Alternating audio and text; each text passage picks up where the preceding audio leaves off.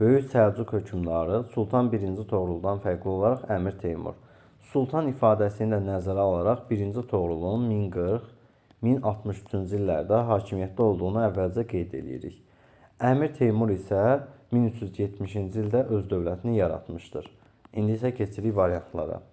Cənubi Qafqaza hücum etmişdir. Həm Sultan 1-ci Toğrul, həm də Əmir Teymurun dövründə Cənubi Qafqaza yürüşlər olmuşdur. Biri çıxardırıq. Biri variantlardan da atanda bizim 3 cavabımız artıq gedir. Dehli Sultanlığına yürüş etmişdir. Bəli, Əmir Teymur 1398-də Dehli Sultanlığına yürüş etmişdir. Bunu götürürük.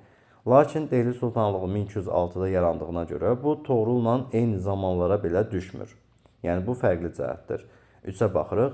Bağdad şəhərini tutmuşdur. Bu, hər iki hökmdar arasında oxşar cəhət hesab oluna bilər. Çünki Sultan 1-ci Toğrul 1055-ci ildə Bağdad şəhərini ələ keçirmişdir. Əmir Teymur da öz yürüşləri zamanı Bağdada qədər irəliləmişdir. 4-ə baxırıq. Osmanlılarla müharibə etmişdir. Osmanlılarla müharibə təbii olaraq yenə Əmir Teymura aiddir. Burada biz 1402-ci il Ankara döyüşünü göstərə bilərik.